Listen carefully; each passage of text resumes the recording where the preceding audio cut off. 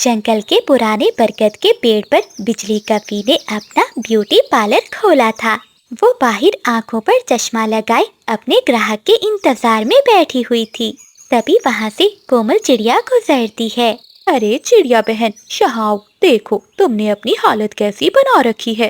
तुम्हारे परों में मट्टी है और आंखों में नींद। आज तो जंगल में महारानी चील की जन्मदिन पार्टी है। अगर तुम ऐसे जाओगी तो सब तुम्हें बूढ़ी दादी समझेंगे। आओ जरा फेशियल करवा लो। कोमल चिड़िया अभी सोच ही रही थी कि तभी तोता अपनी पत्नी को लेकर वहाँ आ जाता है।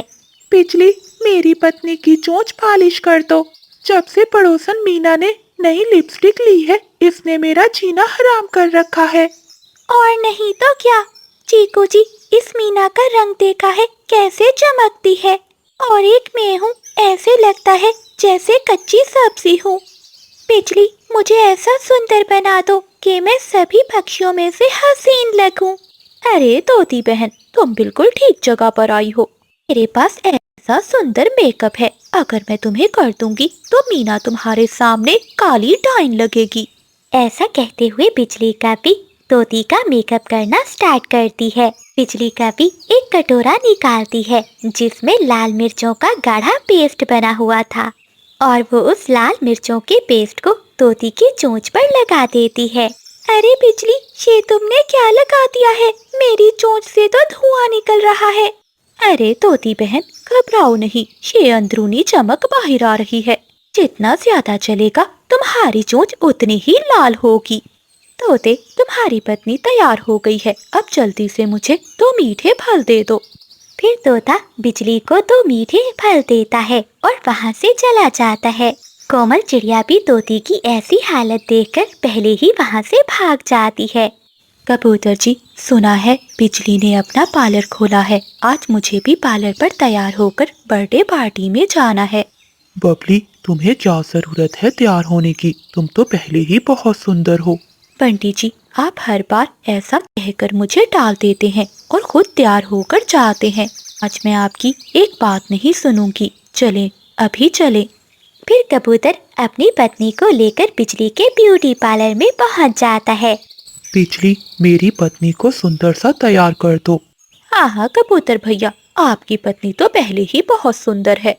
बस इसे काला रंग लगाना है ताकि इसे नजर न लगे।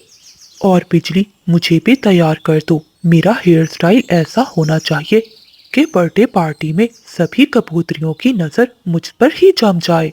हाँ हाँ कबूतर भैया, मैं ऐसा ही तैयार करूँगी।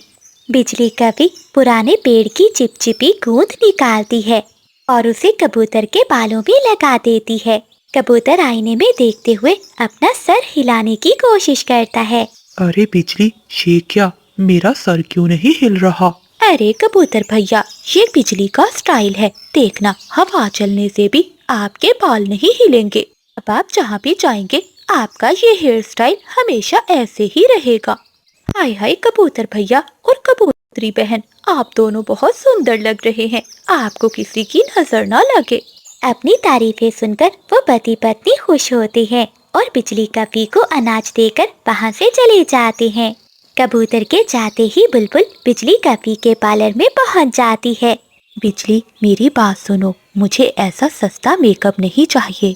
मुझे सिर्फ अपनी आईब्रोज ठीक करवानी है और मेरे चेहरे पर ऐसा ग्लो होना चाहिए कि जब मैं पार्टी में स्टेज पर गाऊं तो लाइट की जरूरत ना पड़े। मैं आम पक्षियों की तरह नहीं लगना चाहती। अरे बुलबुल रानी, आप तो हमारे पार्लर की वीआईपी कस्टमर हैं। आपके लिए तो मैंने खास रॉयल फ्रूट फेशियल बचा कर रखा है। बिजली कभी एक बाउल में कुछ गले सड़े टमाटरों का एक गाढ़ा लेसदार रस निकालती है। ये देखो बुलबुल बहन, ये खास बेरियां हैं जो सिर्फ पहाड़ों की चोटी पर मिलती हैं। इसे लगाने के बाद आपका चेहरा लाल टमाटर की तरह चमकेगा। ऐसा कहते हुए बिजली कभी एक बड़े ब्रश से बुलबुल के पूरे चेहरे पर वो चिपचिपा लाल रस लगा देती है। बिजली, ये क्या लगाया है? इसमें से तो अजीब सी बदबू आ रही है। अरे बुलबुल, तुम्हें क्या पता, ये बदबू नहीं खुशबू है। ये तो अभी सेट होगी। जैसे ही सेट होगी तो देखना, हर तरफ खुशबू ही महक जाएगी। शाम होते ही जंगल में चील महारानी की जन्मदिन पार्टी शुरू हो जाती है। हर तरफ रोशनी थी और जंगल के तमाम पक्षी वहाँ जमा थे। जैसे ही बिजली कवि के खास ग्राहक वहाँ पहुँचते हैं तो पार्टी में सन्नाटा छा जाता है। सभी पक्षी उनको देखकर हंसने लगते हैं। तोती तो चुपचाप बैठी हुई थी। मिर्चों की वजह से उसकी चोंच और बड़ी हो गई थी। चीकू जी, ठंडा पानी लाओ, मेरी चोंच में आग लगी हुई है। कबूतर के सर पर लगी हुई गूंज से अब उसकी गर्दन बिल्कुल भी नहीं हिल पा रही थी। वो तो स्टैचू की तरह सीधा खड़ा था, मुड़ भी नहीं पा रहा था। जैसे ही बुलबुल स्टेज पर गाना गाने के लिए आती है तो ढेर सारी मक्खियाँ उसके इर्द गिर्द घूमने लगती हैं। चील महारानी हंसते हुए कहती है, अरे पक्षियों, ये सब क्या तमाशा है? ये सब तुमने अपनी कैसी हालत बना रखी है? चील महारानी, ये सब बिजली के पार्लर का नतीजा है। दोस्तों, तुम सब की हालत तो बहुत बुरी है। ताहे बिजली ने अपने सारे एक्सपेरिमेंट तुम पर ही किए हैं। बिजली, आज हम तुम्हें नहीं छोड़ेंगे, तुम्हारे पंख नोच लेंगे। जिस तरह मेरी चोंच लाल है, तुम्हें भी मार मार कर लाल कर देंगे। ऐसे वो सभी पक्षी गुस्से में चिड़िया को अपने साथ लेकर बिजली कवि के पार्लर पर जाते हैं। अरे दोस्तों, बिजली कवि के पार्लर पर तो ताला है, लगता है वो कहीं चली गई है। चिड़िया, देखो यहाँ कुछ लिखा है, पढ़ो तो।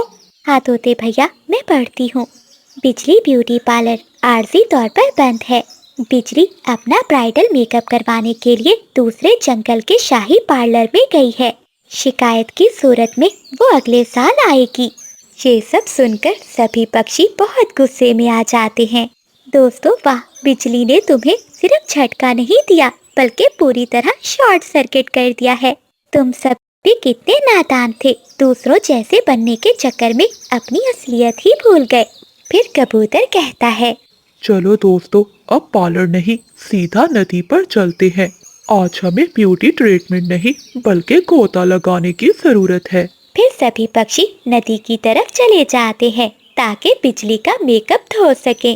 बिजली तो बचकर वहाँ से अनाज कमाकर भाग चुकी थी, लेकिन इस दिन के बाद से जंगल के किसी पक्षी ने भी दोबारा सुंदर बनने की कोशिश नहीं की। खूबसूरती परों के रंगों में नहीं बल्कि दिल में होती है। दूसरों की नकल उतारने से पक्षी सिर्फ तमाशा बनते हैं। तो प्यारे दोस्तों, इस कहानी को लाइक, चैनल को सब्सक्राइब और अपने दोस्तों के साथ शेयर करना मत भूलिएगा। आपका धन्यवाद।